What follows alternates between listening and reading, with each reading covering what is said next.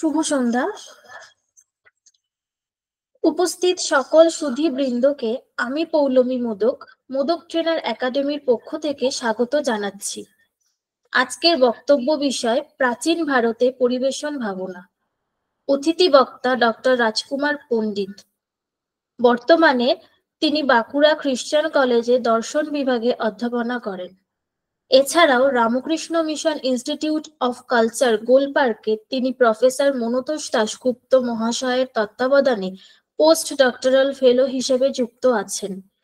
Doctor পণ্ডিতের আজকের আলোচ্য বিষয়টি অত্যন্ত গুরুত্বপূর্ণ আমাদের বর্তমান আর্থসামাজিক পরিস্থিতিতে।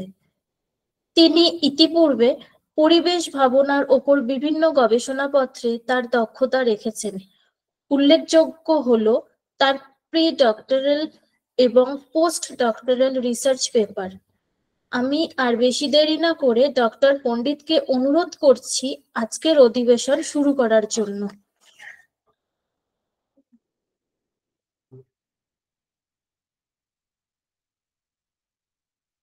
নমস্কার। তো প্রথমে ধন্যবাদ জানাই মোদক ট্রেনার একাডেমিকে যে এইরকম একটা প্ল্যাটফর্মে আমাকে বলার সুযোগ করে দেওয়ার জন্য। এরপর ধন্যবাদ জানাই এখানে উপস্থিত সমস্ত জ্ঞানানুরাগী এবং বিদ্বজনকে। আমি রাজকুমার পণ্ডিত, আমি দর্শন শাস্ত্রের একজন বিদ্যার্থী। আজকে আমার আলোচ্য বিষয় হলো প্রাচীন ভারতে পরিবেশ ভাবনা। অর্থাৎ এই শিরোনাম শুনে স্বাভাবিকভাবেই বোঝা যায় যে আজকের আলোচনার কেন্দ্রবিন্দু হলো প্রাচীন ভারতবর্ষের ঐতিহ্য এবং সংস্কৃতিতে তার সঙ্গে মানে মানুষের যে একটা সৌহার্দ্যপূর্ণ যে সহাবস্থান ছিল সেটারই একটা সংক্ষিপ্ত পর্যালোচনা। আমরা জানি যে এই বসুধাই হচ্ছে আমাদের একমাত্র আবাসস্থল, আর কেবলমাত্র এখানেই প্রাণের স্পন্দন স্ফলিত হয়। এই ধরিত্রীর অসীম ধারার যে নিঃস্বার্থ দান, সেখানে প্রাণের স্পন্দন বিকশিত হচ্ছে। আর এই বসুন্ধরা আমাদের আহার্য, পানীয়, বস্ত্র, বাসস্থান সবকিছুর সংস্থান করে দেয়। অর্থাৎ এখানে জীববৈচিত্র্যের অধিষ্ঠানের একটা সুসংগত শৈলী বিদ্যমান আছে। কিন্তু বর্তমান পরিস্থিতিতে মানুষ বিজ্ঞান আর প্রযুক্তিকে হাতিয়ার করে পৃথিবীর বুকে ক্রমাগত খড়গাঘাত করে চলেছে, যার জন্য এই এই প্রকৃতি এক গভীর সংকটের সম্মুখীন হচ্ছে। তারপর আমাদের মনুষ্যকেন্দ্রিকতা, স্বার্থকতা, দায়িত্ব জ্ঞানহীন, লোভ, লালসা প্রভৃতির জন্য জল, স্থল, অন্তরিক্ষে ক্রমাগত ঘনীভূত হচ্ছে বাঁধনহীন দূষণ। তো এই দূষণের কথা বলতে গেলে যেটা সব থেকে বড় জিনিসটা আমাদের কাছে আসে সেটা হচ্ছে গ্লোবাল ওয়ার্মিং।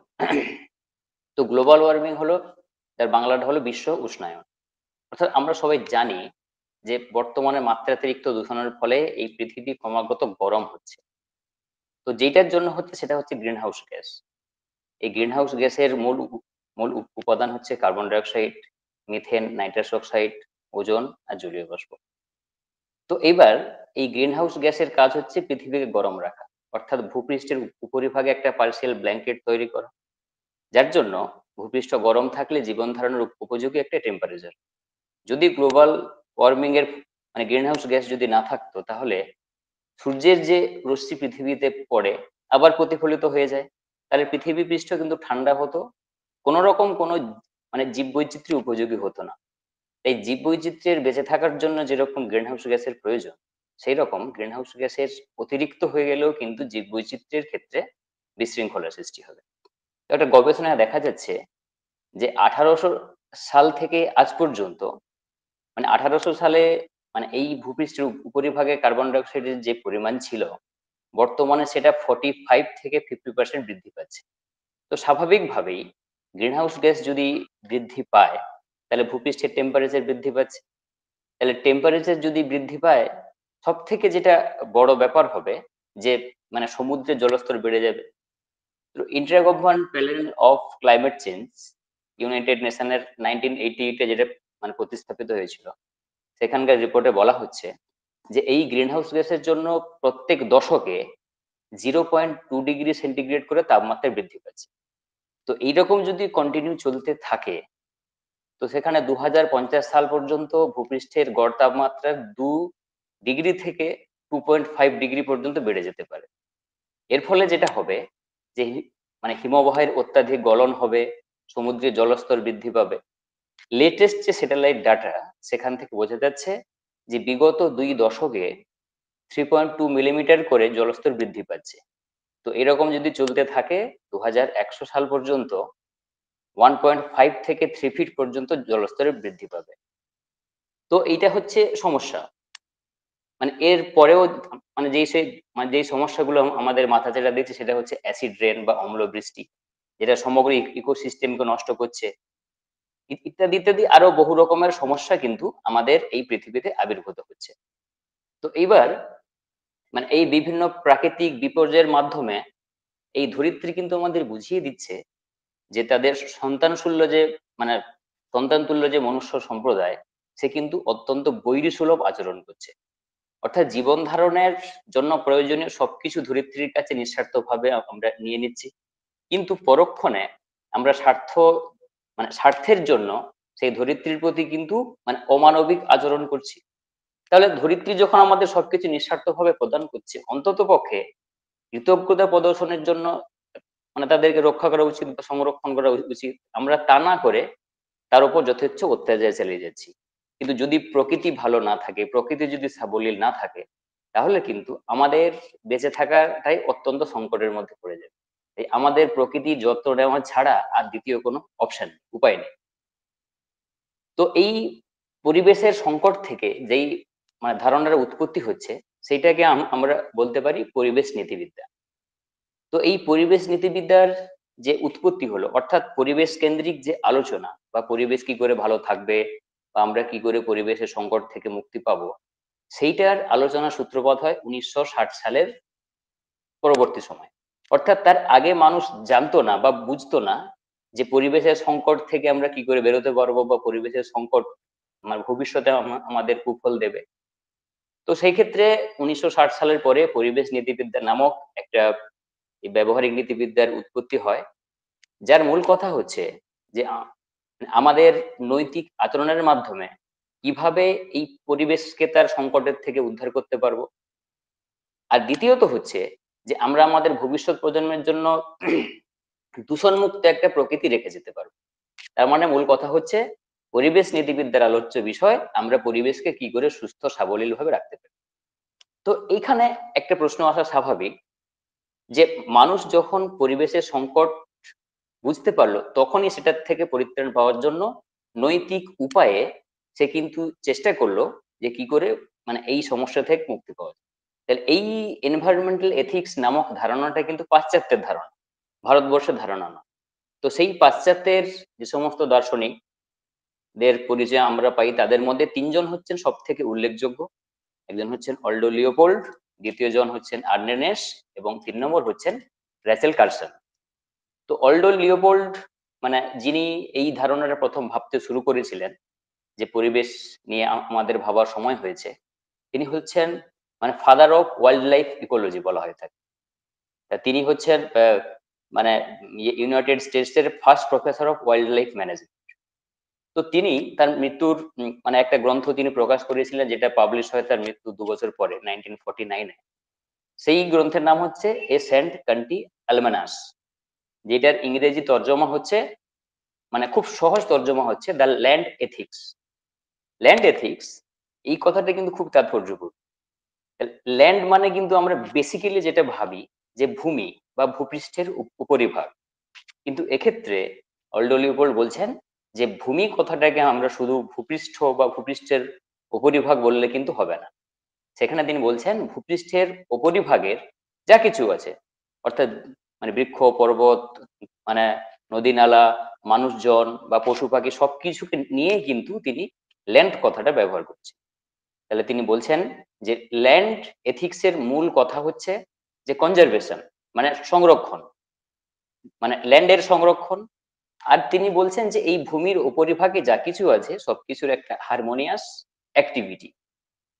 তো এরপরে মানে রেচেল কার্সন বলছেন, মানে এর বহু পরে রেচেল কার্সন আবির্ভাব হয়েছে। তিনি মানে 1945-এ আমেরিকায় যখন তিনি প্রথম গবেষণা করলেন ডিডিটি নিয়ে। আমরা সবাই জানি যে ডাইক্লোরো ডাই ডিডিটি নিয়ে তিনি যখন গবেষণা করছেন, এই ডিডিটি হলো ডাইক্লোরো ডাইফিনাইল টাইক্লোরো ইথেন, যার ফুল ফর্ম।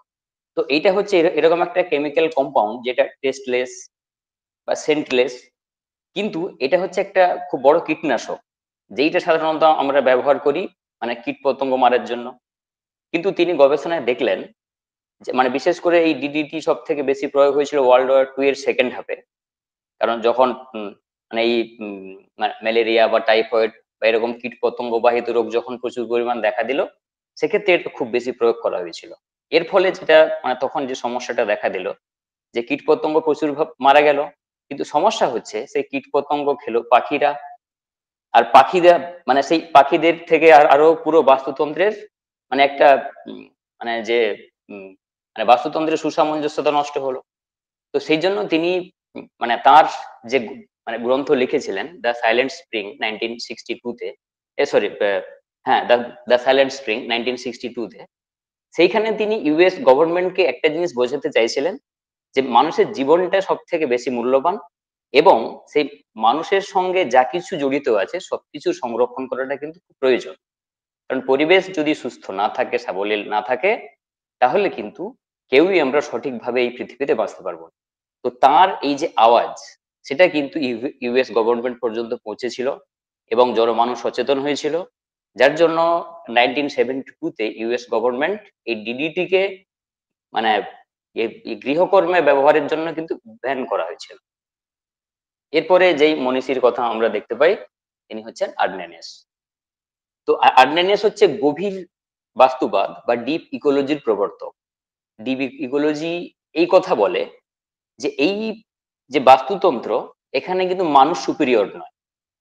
এই বাস্তুতন্ত্রের অন্তর্গত সমস্ত জীব বা বা সমস্ত ইউনিটের কিন্তু একটা ইন্ট্রিনসিক ভ্যালু আছে বা শতমূল্যবান আছে। শতমূল্যবান মানে যে যার নিজের ক্ষেত্রে সে যথেষ্ট মূল্যবান যুক্ত। তাহলে কোনো একটা এন্টিটি তার নিজের ব্যবহারের জন্য অন্য এন্টিটিকে কিন্তু প্রয়োগ করতে পারে না যথেচ্ছভাবে। তাহলে এই শতমূল্যকে গুরুত্ব দিতে গিয়ে তিনি কিন্তু এনভায়রনমেন্টাল কনজারভেশনের কথা বলেছিলেন। তো এইখানে আমি মানে ওয়েস্টার্ন এনভায়রনমেন্টাল এথিক্স, এইটা আমি প্রথম বললাম এই কারণে যে পরিবেশ নীতিবিদ্যা বা পৃথিবীর সংরক্ষণ বা পরিবেশের সংরক্ষণের ধারণাটা কিন্তু পাশ্চাত্যের ধারণা। তো এখন একটা প্রশ্ন হওয়া স্বাভাবিক যে আমাদের প্রাচ্যের, বিশেষ করে ভারতবর্ষের শাস্ত্র আলোচনার ক্ষেত্রে তাহলে কি পরিবেশ সম্বন্ধে কেউ ওয়াকিবহাল ছিল না? কারণ আমরা মানে জানি যে পাশ্চাত্যের দর্শন শাস্ত্রের শুরু হয় খ্রিস্টপূর্ব 6ষ্ঠ শতক, মানে প্রায় ভেবে নেওয়া যায় বুদ্ধদেবের মানে গৌতম বুদ্ধের সমসাময়িক। কিন্তু ভারতবর্ষের দর্শন, ধর্ম, শিক্ষা, শিল্প, সংস্কৃতি তারও বেশ কয়েক হাজার বছর আগের থেকে। বিশেষ করে ঋগ্বেদের সময় যখন ভারতবর্ষের দর্শন চর্চার কথা যদি বলা যায়, তখন মানুষের পপুলেশন খুব কম ছিল, প্রচুর বনসম্পদ ছিল, তখন পরিবেশের দূষণের কথা মানুষ ভাবতেই পারতো না। তাই মানে আমরা পরবর্তী অংশে আলোচনা করব যে প্রাচীন ভারতের যে মানে পরিবেশের সঙ্গে যে একটা সৌহার্দ্যপূর্ণ সহাবস্থান ছিল, সেইটা ঋগ্বেদের সময় থেকে মানে পরবর্তীকালে এই বৌদ্ধ জৈন সংস্কৃতিতে কেমন ভাবে সেটা পরিচালিত হচ্ছে, সেটা আমরা পরে আলোকপাত করার চেষ্টা করছি। তো মানে এক্ষেত্রে বলা যায় যে যে বর্তমান পরিবেশের যে সংকট উপস্থিত হয়েছে, তার মূল কারণ হচ্ছে পরিবেশের সঙ্গে মানুষের যে একটা একাত্মবোধের সম্পর্ক, সেইটা যখন লোপ পাচ্ছে তখন মানুষ কিন্তু পরিবেশের প্রতি যথেচ্ছ মানে মানে অমানবিক আলোচনা করছে। এক্ষেত্রে আমরা দেখতে পাচ্ছি যে মানুষ প্রকৃতিকে তার প্রয়োজনের উপায় হিসেবে দেখছে, ভোগ লালসার তাড়নায় সে প্রকৃতির উপরে আধিপত্য বিস্তার করছে। তাহলে পরিবেশের যে এই চরম সংকট, এই সংকটে প্রাচীন ভারতের যে সভ্যতা আর সংস্কৃতি ছিল সম্পূর্ণভাবে মুক্ত। কারণ সেখানে এক গভীর বাস্তুতন্ত্রের একটা জীববৈচিত্র্যের চিত্র কিন্তু আমরা তুলে ধরেছি বা মানে তুলে ধরতে যাচ্ছি, যেখানে পরিবেশ তথা প্রাকৃতির যে ভাবনা সেটা কিন্তু মুখ্য উদ্দেশ্য ছিল। তাই প্রেক্ষিত অনুসারে বেদোপনিষদ, পুরাণ, রামায়ণ, মহাভারত, ভগবদ গীতা, জৈন ধর্ম এবং বৌদ্ধ ধর্মকে অনুসরণ করে আমরা প্রকৃতি বন্দনা পর্যালোচনা করব। তো এখন এই যে সমকালীন পরিবেশ নীতিশাস্ত্র, সেখানে বিশ্ব মানবতা, একাত্মবোধ, বিশ্বজনীনতা, আত্মোপলব্ধি, এইটা কিন্তু বৈদিক সাহিত্যে মানে আজ থেকে প্রায় 4000 বছর পূর্বে বৈদিক সাহিত্যে মানে আলোচিত হয়েছিল। সেখানে সমগ্র একককে মানে বৃহত্তর পরিবারের প্রতিনিধি হিসেবে দেখা হয়, যার এক্সাম্পল আমরা পেয়েছি যে বৈদিক ঋগ্বেদের যে বাক্য বসুধৈব কুটুম্বকম, অর্থাৎ সমগ্র বসুধা বা সমস্ত ধরিত্রী কিন্তু আমার আত্মীয় বা আমার মানে নিজের লোক। অর্থাৎ মানে আমরা মানে আমাদের পরিবারের মানুষজনকে যেরকম শ্রদ্ধা করি, ভালোবাসি, একে অন্যের সুখ দুঃখে থাকি, ঠিক একই রকম ভাবে বসুধৈব কুটুম্বকম এই কথাটার মাধ্যমে বৈদিক মুনি ঋষিরা মানে এটাই বোঝাতে চেয়েছেন যে এই সমগ্র বিশ্বই কিন্তু একটা ফ্যামিলি, একটা পরিবার। তো এই বসুধৈব কুটুম্বকম যে মূল ধারণাটার উপর টেকে আছে সেটা হচ্ছে ঋত ধারণা। ঋত কথার অর্থ হচ্ছে একটা নৈতিক বিশ্বজনীন একটা নীতি, যেটাকে কেউ লঙ্ঘন করতে পারতো না। মানে বৈদিক সাহিত্যে এরকমও বলা হয় যে মানে কেউ তো লঙ্ঘন মানে করতে পারতো না, এমনকি দেবদেবতারাও কিন্তু মানে এই নিয়মের অধীনস্থ ছিল, যার জন্য এই ঋতুকে কখনো সত্য বলা হয়েছে, কখনো ধর্ম বলা হয়েছে। অর্থাৎ এক কথায় বলতে গেলে বিশ্ব যে ছন্দে চলে সেইটাকে এক কথায় বলা হচ্ছে ঋতু। এরপরে মানে আমরা বৈদিক ঋষিদের একটা কথা, যেটা খুব প্রচলিত কথা দেখতে পাই, আত্মানং বিদ্ধি, অর্থাৎ নিজেকে জানো, নিজেকে চেনো। তো এখন হঠাৎ করে নিজেকে চেনার দরকার কেন পড়লো?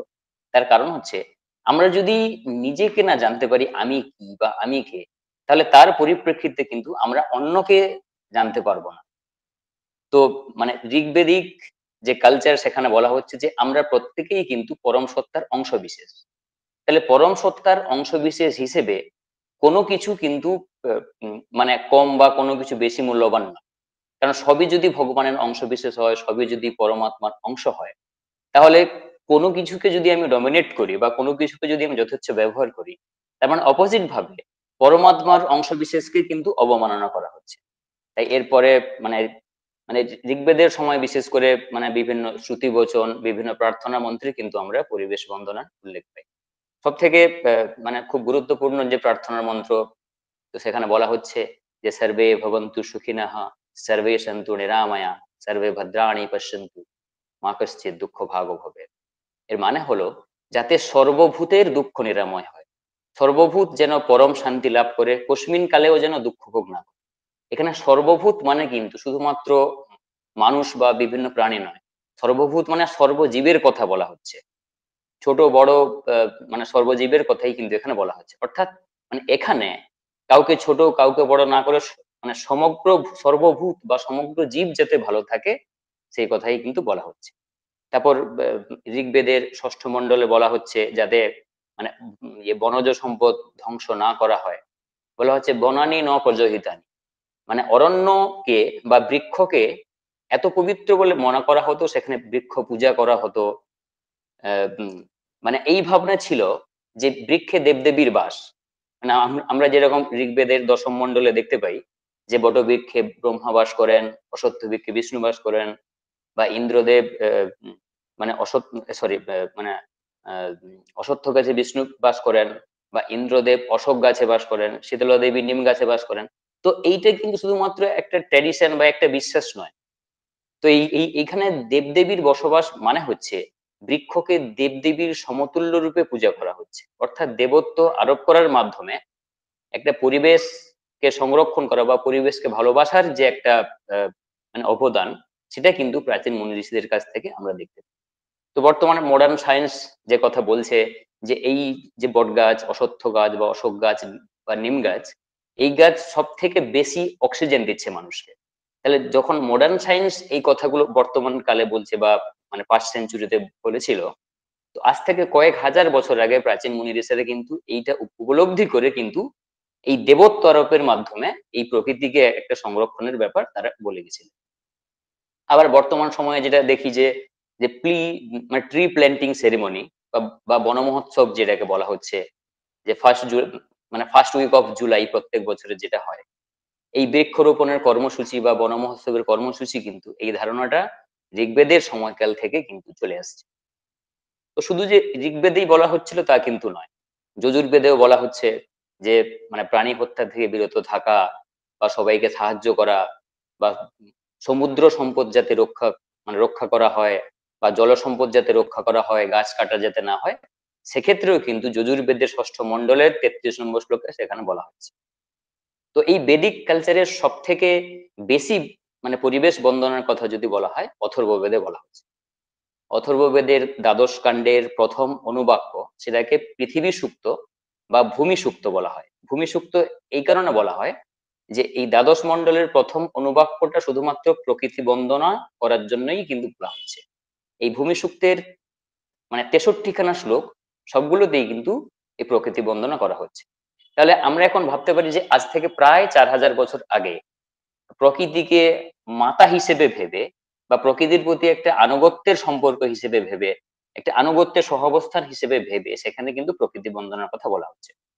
তো এখানে 6ষ্ঠ মণ্ডলের প্রথম শ্লোকে বলা হচ্ছে যে বিশ্বম্ভরা বসুধানি প্রতিষ্ঠা হিরণ্যবক্ষা জগতও নিবেশানি। মানে এই শ্লোকে বলা হচ্ছে যে এই ধরিত্রী হচ্ছে সবকিছুর বাহক, সবকিছুর উৎপাদক, সবকিছুর প্রতিষ্ঠাতা। তাই হিরণ্যবক্ষা ধরিত্রীকে নমস্কার করা হচ্ছে বা তার বন্দনা করা হচ্ছে। তারপরে দ্বাদশ শ্লোকে বলা হচ্ছে মাতা ভূমি পুত্রহম পৃথিব্যা। মানে ভূমিকে মাতা রূপে মনে করা হচ্ছে, আর তার সন্তান রূপে সমগ্র পৃথিবীকে বা মানে পৃথিবীর উপর যারা বসবাস করে তাদেরকে বলা হচ্ছে। অর্থাৎ এখানে মাতার সন্তানের যেমন সম্পর্ক, ঠিক তেমনি ধরিত্রীর সঙ্গে মানুষের একই রকম সম্পর্কের কথা বলা হচ্ছে। এক্ষেত্রে প্রকৃতির উপরের আধিপত্য, মানে আধিপত্য বিস্তার তো অনেক দূরের ব্যাপার। যখন কৃষিকাজ করার জন্য যে হলকর্ষণ করা হয় বা লাঙ্গল দেওয়া হয়, সেক্ষেত্রে ধরিত্রী মাতার বুকে ব্যথার অনুভব হবে, এই কথা ভেবে প্রাচীন মুনি ঋষিদের মানে তারা ব্যথা পেতেন, দিয়ে তারা বলতেন ধরিত্রী মাতার প্রতি মা তে মর্ম বিমৃগরি মা তে হৃদয় মপিব। মানে 35 নম্বর শ্লোকে বলা হচ্ছে, অর্থাৎ এই হলকর্ষণ হেতু যাতে তোমার কোনো ক্ষতি না হয়, তোমার যাতে ব্যথা অনুভব না হয়, তার জন্য কিন্তু আমরা ক্ষমা প্রার্থী। অর্থাৎ এক্ষেত্রে মানে মানে মায়ের কষ্ট হলে যেরকম ছেলের দুঃখ অনুভূত হয়, সেই রকম প্রাচীন মুনি ঋষিদেরও হলকর্ষণ হেতু তার ধরিত্রী মায়ের যাতে কষ্ট না হবে সেজন্য তারা কিন্তু খুব উদ্বিগ্ন ছিলেন। তারপরের শ্লোকে বলা হচ্ছে ইয়ৎ তে ভূমে বিখনামি ক্ষিপ্রং তদপি রোহতু। মানে যদি বৃক্ষ মানে ছেদন অতি প্রয়োজনীয় হয়, তৎক্ষণাৎ ক্ষিপ্রতার সাথে সেখানে কিন্তু বৃক্ষকে পুনঃপ্রতিষ্ঠা করতে হবে। অর্থাৎ যাতে মানে এই পরিবেশের ভারসাম্য নষ্ট না হয়, তার জন্য তারা যথেচ্ছ পরিমাণে বৃক্ষরোপণের কথা বলেছেন বা প্রকৃতির সংরক্ষণের কথা বলেছেন। তো এই বেদিক কালচারের পরে হচ্ছে উপনিষদিক কালচার। অর্থাৎ উপনিষদের মধ্যেও যে প্রকৃতি বন্দনার উল্লেখ থাকতে পারে বা আছে, সেইগুলো আমি কয়েকটা আপনাদের সামনে বলার চেষ্টা করছি। তো উপনিষদিক কালচারে বলা হচ্ছে যে ভগবান সমগ্র জগতের মধ্যে থাকেন। অর্থাৎ অগ্নি, বাতাস, জল, গাছপালা সবকিছুর মধ্যেই কিন্তু ভগবানের যে উপলব্ধি, সেটা কিন্তু পাওয়া যায়। তাই সমস্ত কিছুকে দেবজ্ঞানে পূজা করার প্রয়োজন আছে। এখানে ঈশাবাস্যোপনিষদের এই প্রথম মন্ত্রে বলা হচ্ছে ওম ঈশাবাস্যমিদং সর্বং ইয়ৎ কিঞ্চ জগত্যাং জগত তেন তত্ত্বেন ভুঞ্জিতাঃ মা গৃধঃ কস্য সিদ্ধনম। এর মানে হচ্ছে যে এই মহাবিশ্বের সবকিছু সচ্চিদানন্দ পরম ব্রহ্ম পরমেশ্বর বিদ্যমান। তাই কেবলমাত্র পার্থিব প্রয়োজনে সেগুলি সঠিকভাবে উপভোগ করা উচিত, কোনরূপ কোনো লোভ লালসা মোহ ছাড়া। অর্থাৎ আমাদের বেঁচে থাকার জন্য যেটা প্রাইমারি নেসেসিটি, সেইটা কিন্তু আমরা প্রকৃতির থেকে গ্রহণ করতে পারি। তার অতিরিক্ত লোভের বশে, মোহের বশে, লালসার বশে আমরা প্রকৃতিকে কোনোভাবেই গ্রহণ করতে পারি না। তারপরে তৈত্তিরীয় উপনিষদের পঞ্চম মণ্ডলে বলা হচ্ছে যে মানুষের মলমূত্র বা থুতু দ্বারা যাতে মানে জল দূষণ না হয় বা যাতে পরিবেশের কোনরূপ কোনো ক্ষতি না হয়, সেই বিষয়ে সচেতন থাকতে বলা হয়েছে। তো এরপরে পৌরাণিক সংস্কৃতিতে বা পুরাণে সেক্ষেত্রেও কিন্তু প্রকৃতি বন্দনার যথেষ্ট উল্লেখ আমরা পেয়েছি। নৃসিংহ পুরাণে বলা হচ্ছে যে অনিবার্য কারণ ব্যতীত পশু হত্যা বা বা পবিত্র নদীর জলকে দূষণ করা, সেটা কিন্তু একটা গর্হিত অপরাধ বলে গণ্য হতো। তো এইরকম অপরাধ যদি কেউ করে, তার সমস্ত তীর্থযাত্রা, সমস্ত পূজার্চা বা সমস্ত যজ্ঞের ফল বিফলে যায়। আবার বিষ্ণু পুরাণে বলা হচ্ছে যে ভগবান বিষ্ণু সেই সমস্ত ব্যক্তিদের জন্য অত্যন্ত পুলকিত হন যেই ব্যক্তি অপরের প্রাণ হরণ করেন, যে ব্যক্তি অপরের সঙ্গে বন্ধুত্বপূর্ণ সহাবস্থান করে। আবার মৎস্য পুরাণে বন মহোৎসবের কথা বলা হচ্ছে, মানে আমরা যেটা ঋগ্বেদিক কালচারে যেটা দেখেছি সেই একই কথা মৎস্য পুরাণেও বলা হচ্ছে যে আমাদের বৃক্ষরোপণ করাটা অত্যন্ত জরুরি। আবার পদ্মপুরাণে বলা হচ্ছে যে সবুজ উদ্ভিদ এবং পরিবেশের যাতে ধ্বংস না হয় সে বিষয়ে মানুষকে যথেষ্ট সচেতন থাকতে হবে। যদি কোনো ব্যক্তি সবুজ উদ্ভিদ বা পরিবেশের নষ্ট করে সে কিন্তু নরকের শাস্তি পাবে বা তাকে মানে অত্যন্ত মানে খারাপ রকমের দুর্দশা ভুগতে হবে নরক। তো এরপরে আমরা যখন রামায়ণের পরিবেশ কেন্দ্রিক ব্যাপারটা আলোচনা করতে যাই সেখানে মানে আমরা দেখতে পাই যে মনুষ্য চরিত্রের সমসাময়িক চরিত্র হিসেবে বা সমতুল্য চরিত্র হিসেবে বানর, পশু পাখি, কাঠবেড়াল সবাইকে একই রকম ভাবা হতো, অর্থাৎ কাউকে বড় কাউকে ছোট সেই হিসেবে দেখা হতো না। তো সেখানে আমরা দেখতে পাই যে একটা সুশৃঙ্খল বাস্তুতন্ত্র যেটা মানে সমস্ত দর্শনের বা সমস্ত সাহিত্যের ইতিহাসে একটা সর্বশ্রেষ্ঠ এক্সাম্পল হিসেবে আমরা নিতে পারি। তো আমরা প্রথমেই দেখতে পাই যে মহর্ষি বাল্মীকি যখন তমসা নদীর তীরে প্রকৃতির রূপলাবণ্য আস্বাদন করছিলেন ঠিক তখন এই প্রণয় জ্ঞাপন অবস্থায় ক্রৌঞ্চ পক্ষী যুগলকে নিষাদ যখন মানে তীরের আঘাতে পুরুষ নিষাদকে হত্যা করে তখন বাল্মীকির হৃদয় অত্যন্ত ব্যথিত হয়ে গেছিল এবং তিনি ক্রোধযুক্ত হয়ে যে মানে যেই কথাটা বলেছিলেন সেইটা শ্লোকের আকারে রামায়ণ রচনার ক্ষেত্রে একটা উল্লেখযোগ্য অবদান করেছে। তিনি বলছেন মানিষদ প্রতিষ্ঠা তমাগম শাশ্বতেহি সমাহা যৎ ক্রৌঞ্চ মিথুনাদে কামবদেহি কামমহিতম। অর্থাৎ বেদ যে গর্হিত কর্মটা করেছে তার জন্য সে কোথাও প্রতিষ্ঠা পাবে না, তার কারণ সে প্রণয় জ্ঞাপন অবস্থায় সে ক্রৌঞ্চ যুগলের মধ্যে পুরুষ ক্রৌঞ্চটাকে হত্যা করেছে। অর্থাৎ এক্ষেত্রে প্রণয়রত অবস্থায় ক্রৌঞ্চকে হত্যা করা মানে এক্ষেত্রে বলা যেতে পারে যে একটা বাস্তুতন্ত্রের যে স্বাভাবিক বংশ বিস্তারের যে রীতি সেইটাকে কিন্তু সে ব্রেকডাউন করেছে। সেই জন্য সেক্ষেত্রে বলা হচ্ছে যে একটা গভীর বাস্তুতন্ত্রের পরিচয় কিন্তু আমরা এখানে পাচ্ছি। তাছাড়া মানে রামায়ণের আলোচনার ক্ষেত্রে তপোবন কেন্দ্রিক শিক্ষা ব্যবস্থা বা তপোবনের যে কালচার সেটা আমরা পাই। আমরা তপোবনের ক্ষেত্রে দেখেছি যে মানে মনুষ্য সমাজের থেকে একটু দূরে অরণ্য কেন্দ্রিক সভ্যতা, সেখানে পুষ্করিণী থাকবে, বিভিন্ন ঔষধি বৃক্ষ থাকবে, পশু পাখি থাকবে, কিন্তু এরকমও দেখা গেছে যে অনেক মানে বন্য হিংস্র জন্তু তপোবনে থাকতো কিন্তু তারা কোনো রকম হিংসাত্মক কর্ম করতো না। অর্থাৎ মানে প্রকৃতির সঙ্গে মানুষের তথা সমগ্র জীবজগতের যে একটা সৌহার্দ্যপূর্ণ সহাবস্থান সেটা কিন্তু আমরা এই তপোবন কেন্দ্রিক মানে শিক্ষা ব্যবস্থায় বা তপোবন কেন্দ্রিক কালচারে আমরা তার উল্লেখ পেয়েছি। তাছাড়াও মানে আমরা দেখতে পাই যে এখানে বিশেষ করে পাখি যেরকম জটায়ু বা সম্পাতি, বানর যেরকম মানে হনুমান, সুগ্রীব, অঙ্গদ, তারা কিন্তু সক্রিয়ভাবে মানে রাম রাবণের ধর্মযুদ্ধে রামের পক্ষে যুদ্ধ করেছিল। তারপর নল নীলের কথা মানে আমরা এখানে বলতে পারি, নল অ্যাজ এ ইঞ্জিনিয়ার সেতু বন্ধনের কাজে লেগেছিল। তারপর ক্ষুদ্রাতি ক্ষুদ্র কাঠবেড়ালি যে কিন্তু একটা শ্রমিক হিসেবে মানে রাম সেতু বন্ধনের কাজে সে কিন্তু রামকে যথেষ্ট সাহায্য করছিল।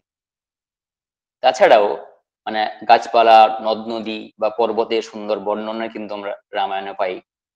বা সেখানে তপোবন কেন্দ্রিক যে অরণ্য কেন্দ্রিক বাস্তুতন্ত্র অর্থাৎ পঞ্চবটী, দণ্ডকারণ্য, চিত্রকূট অরণ্য, মন্দাকিনী নদী কেন্দ্রিক যে জীবনযাত্রা তার উল্লেখ আমরা রামায়ণে পাই।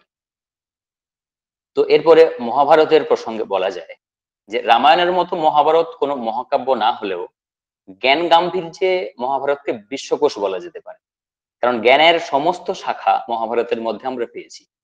যেমন জ্ঞান বিজ্ঞান, ধর্মতত্ত্ব, নৈতিক মূল্যবোধ, লোকাচার বিধি, চারুকলা, রাজনীতি, কূটনীতি, সামাজিক ঘটনাবলী, আনন্দানুভূতি, দ্বন্দ্ব, সংশয় আর তার সুষ্ঠু সমাধান, আর মানুষের ব্যবহারিক জীবনের যে প্রাসঙ্গিকতা, অর্থাৎ জ্ঞানের একটা অফুরন্ত ভান্ডার আমরা এই মহাভারত নামক শাস্ত্রে পেয়ে যাই। সেই জন্য মনীষীরা বলছেন যা নাই ভারতে তা নাই ভারতে, অর্থাৎ মহাভারতে যা নেই তা কিন্তু ভারত ভূমিতে বিদ্যমান থাকতে পারে না। তো সেই হেতু এখানেও কিন্তু আমরা পরিবেশ বন্দনা বা পরিবেশ সচেতনতার যে ইঙ্গিত, সেটা কিন্তু আমরা বহু জায়গায় পেয়েছি।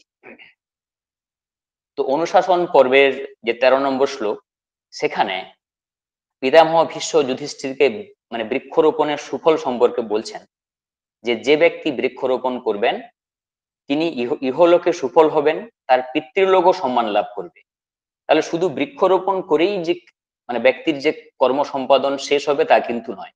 বৃক্ষরোপণ করলে সেই বৃক্ষকে সন্তান সম প্রতিপালন করতে হবে। অর্থাৎ এক্ষেত্রে যে একটা আধ্যাত্মিক যে অভিন্নতা, মানে পরিবেশের সঙ্গে মানুষের, বৃক্ষের সঙ্গে যিনি মানে বৃক্ষ মানে রোপণ করেছেন তার যে একটা মানে অভিন্ন আধ্যাত্মিক যে একটা পিতা পুত্রের যে সম্পর্ক, সেটা কিন্তু একটা পরিবেশবাদের মানে একটা মানে এক্সাম্পল হিসেবে নেওয়া যেতে পারে। তারপর শান্তি পর্বে বলা হচ্ছে, শান্তি পর্বে রাজধর্ম অনুশাসন নামক যে উপপর্ব, সেখানে ভীষ্মদেব রাজধর্ম সম্পর্কে বলতে গিয়ে বলছেন যে রাজার বহু কর্তব্য থাকতে পারে, কিন্তু তার একটা অন্যতম গুরুত্বপূর্ণ কর্তব্য হচ্ছে প্রাকৃতিক সম্পদ সংরক্ষণ এবং বন্যপ্রাণী সম্পদ মানে বন্যপ্রাণী সংরক্ষণ নামক যে সম্পদ সংরক্ষণ করা, সেটা কিন্তু রাজাকে করতেই হবে। তাহলে এক্ষেত্রে আমরা মহাভারতের বহু জায়গায় পেয়েছি যে মানে মানে প্রকৃতিকে কিভাবে সংরক্ষণ করতে হবে বা বন্যপ্রাণীর কি করে কেয়ার করতে হবে, মানে একটা সৌহার্দ্যপূর্ণ সহাবস্থান করতে হবে। তো এরপরে ভগবদ গীতার ক্ষেত্রেও কিন্তু আমরা বহু জায়গায় পেয়েছি যে মানে একটা গভীর বাস্তুতন্ত্রের পরিচয়। তো ভগবদ গীতার মানে প্রথম শ্লোকেই আমরা দেখতে পাচ্ছি মানে যেখানে বলা হচ্ছে যে ধর্মক্ষেত্রে কুরুক্ষেত্রে সমাবেতা যুধুৎসাবাহা মামাকাহ পাণ্ডবস্যৈব কিম অকুরুত সঞ্জয়। মানে ধৃতরাষ্ট্র সঞ্জয়কে জিজ্ঞাসা করছেন যে ধর্মক্ষেত্র নামক কুরুক্ষেত্রে আমার সন্তান আর পাণ্ডুর সন্তান মানে যুদ্ধ করার জন্য উপস্থিত হয়েছে, তারা কি করছে। অর্থাৎ এই ভগবদ গীতার প্রথম শ্লোকের মাধ্যমে আমরা এই মেসেজ পাচ্ছি যে যেখানে আমি আর তুমি অর্থাৎ দ্বৈতবোধ, ডুয়ালিটি, যেখানে দুই থাকবে সেখানে হিংসা থাকবে, যেখানে দুই থাকবে মানে সেখানে মানুষের ভাগাভাগির ব্যাপার থাকবে, যেখানে এক থাকবে সেখানে কিন্তু ভাগাভাগির কোনো ব্যবস্থা থাকবে না। তাই এক্ষেত্রে শোষণ আধিপত্য ব্যতি রেখে, অতিরিক্ত লোভ ব্যতি রেখে মানে আমি এই কথাটার ঊর্ধ্বে যে আমরা যে ইউনিটি, সেইটার কথা কিন্তু এখানে মেসেজ হিসেবে বলা যেতে পারে। তারপর 6 চ্যাপ্টারের 29 শ্লোকে বলা হচ্ছে সর্বভূতস্থ মাত্মনাং সর্বভূতানি চাত্মনি ইক্ষতে যোগযুক্তাত্মা সর্বত্র সমাদর্শন।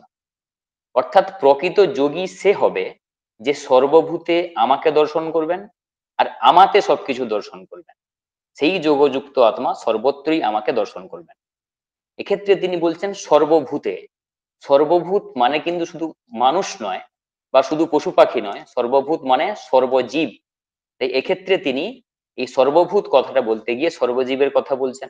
অর্থাৎ সর্বভূতকে ভালোবাসা মানেই ভগবানকে ভালোবাসা, সর্বভূতের যত্ন নেওয়া মানেই কিন্তু মানে পরোক্ষে ভগবানের যত্ন নেওয়া। তাহলে এক্ষেত্রে কিন্তু মানে সমস্ত প্রকৃতির সমস্ত সম্পদকে ভগবানের থেকে কিন্তু আলাদা করে দেখা যায় না, যার জন্য সবকিছুর প্রতি মানুষের সাদর সম্বর্ধনা করার প্রয়োজন অনুভূত হচ্ছে।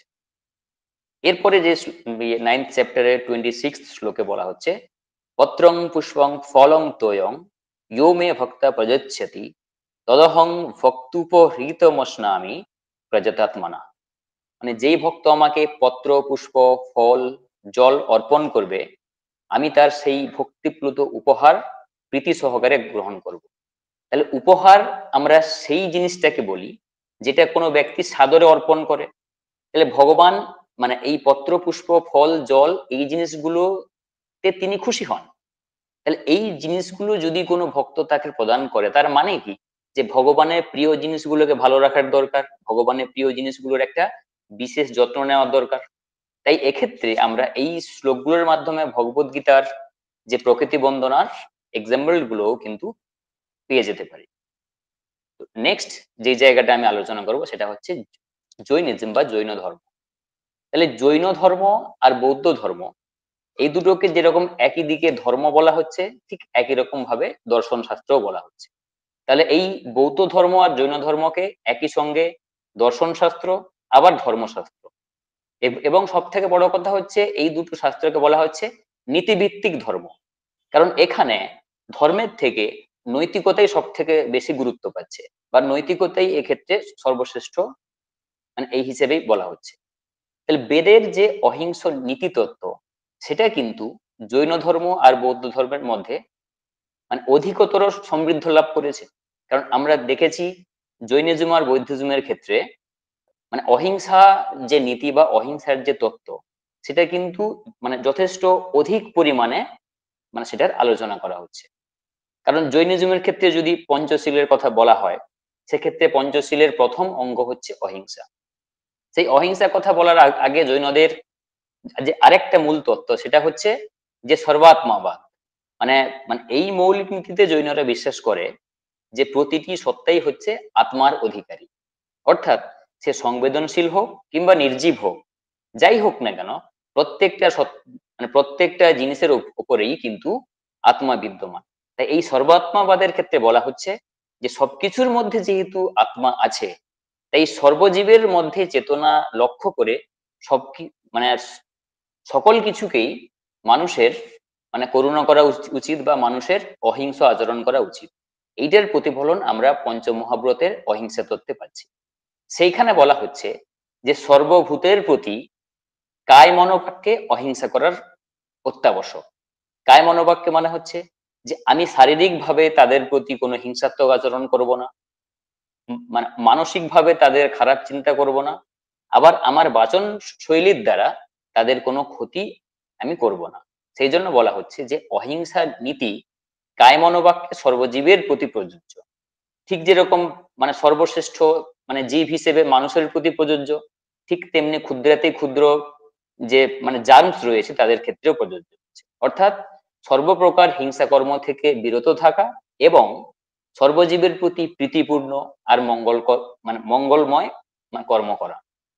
তো এক্ষেত্রে সব থেকে বড় এক্সাম্পল হচ্ছে যে জৈনরা যে বর্ষাকালে মানে চতুর্মাস্যা করতেন, বা তারা বর্ষাকালে 4 মাস আশ্রমের মধ্যেই থাকতেন। তার সব থেকে বড় কারণ হচ্ছে যে বর্ষাকাল হচ্ছে মানে সৃষ্টির সময়, কারণ চারদিকে সমস্ত কিছু সিক্ত থাকে, তখন ক্ষুদ্রাতি ক্ষুদ্র প্রাণী জন্ম লাভ করে, প্রাণী উদ্ভিদ সবকিছু জন্ম লাভ করে। তো তখন যদি মানে জৈন সাধু সন্তরা তারা যদি রাস্তা দিয়ে হেঁটে চলতেন, তাদের পায়ের চাপে মানে সদ্যজাত মানে যে কোমল জীব বা কোমল উদ্ভিদের বিনাশ প্রাপ্ত হতো। সেই আনইনটেনশনাল ডেথ থেকে মানে রেহাই পাওয়ার জন্য তারা কিন্তু এই চাতুর্মাসটা পালন করতেন, বা বর্ষার সময় 4 মাস আশ্রমের বাইরে বেরোতেন না। তাহলে শুধু মানে এইটা হলেই তাদের যে অহিংসা নীতি মানে পূরণ হচ্ছে তা কিন্তু নয়। তারা ক্ষুদ্রাতি ক্ষুদ্র যে যে জার্মস বাতাসের মধ্যে ভেসে থাকে, তারাও যাতে মানে মানে বর্ষাকালে মৃত্যুবরণ না করতে পারে, সেই জন্য মানে আশ্রমে বসবাস করার সময় তারা একটা শ্বাস জালিকা ব্যবহার করতো। শ্বাস জালিকা বলতে সেই রকম জিনিসকে বোঝায় যে একটা সাদা রঙের বস্ত্র, ছোট বস্ত্র, যেইটা নাকের ওপর নাক মুখের ওপর তারা দিয়ে থাকতেন। তো আমরা করোনা পিরিয়ডে যেই মাস্কের ব্যবহার মানে আমরা করেছি, ঠিক একই রকম ভাবে তারা শ্বাস জালিকা ব্যবহার করতেন, বা এখনো ব্যবহার করছেন বর্ষাবাসের সময়। তো এরপরে মানে আমরা এই মানে জিনিসগুলোর দ্বারা বুঝতে পারি যে জৈনরা মানে এই প্রকৃতির প্রতি বা এই পরিবেশের প্রতি কতটা সহনশীল ছিলেন, বা তারা কতটা সৌহার্দ্যপূর্ণ আচরণ করতেন, যা সাহিত্যের দৃষ্টান্তের ক্ষেত্রে, দর্শনের দৃষ্টান্তের ক্ষেত্রে অত্যন্ত বিরল। তাহলে এখানে যে সর্বজীবে সৌহার্দ্যপূর্ণ সহাবস্থান সম্ভব, সেটা জৈনরা তাদের নীতিভিত্তিক দর্শনের মাধ্যমে বা নীতিভিত্তিক আচরণের মাধ্যমে সর্বদাই প্রতিফলন করতে চেয়েছে। কারণ জৈন মতে অহিংসার কোন রকম কোনো কম্প্রোমাইজ করা সম্ভব নয়। কারণ অহিংসাকে তারা কঠোরভাবে পালন করেছেন, কোনো পরিপ্রেক্ষিতে কোনোভাবে কারুর প্রতি হিংসা করাকে তারা কিন্তু সমর্থন করেন। তো ঠিক একই রকম ভাবে বৌদ্ধ দর্শনেও আমরা দেখতে পাচ্ছি যে তারাও মানে এই শীল পালনের কথা বলছে। শীল মানে হচ্ছে সদাচার, অর্থাৎ একটা নির্দিষ্ট নিয়ম মেনে আচার বিচার করাকে বলা হচ্ছে শীল। এই শীল পালন কিন্তু গৃহস্থ আর সম্বন্ধের ক্ষেত্রে আলাদা রকম। গৃহস্থের ক্ষেত্রে পঞ্চশীল মানে 5 প্রকারের নৈতিক আচরণ, আর সম্বন্ধের ক্ষেত্রে বা সন্ন্যাসীদের ক্ষেত্রে 10 শীল। 10 শীল মানে গৃহস্থের পঞ্চশীল, তাছাড়াও অতিরিক্ত আরো 5টা শীল তাদের জন্য মানে মেনে চলা উচিত ছিল। তো এই সিল পালনের মধ্যে প্রথম সিল হচ্ছে প্রাণাতিপাত বিরতি। প্রাণাতিপাত বিরতি মানে হচ্ছে যে কায় মনোবাক্যে সকল প্রকার হিংসা থেকে বিরত থাকা। মানে জৈন মানে ধর্মে যেটাকে অহিংসা বলা হচ্ছে, বৌদ্ধ শিলের প্রথম অঙ্গে একই জিনিসকেই, একই অহিংসা তত্ত্ব থেকে প্রাণাতিপাত বিরতি বলা হচ্ছে। মানে মানে সমস্ত রকম হত্যা থেকে বিরত থাকাই হচ্ছে প্রাণাতিপাত।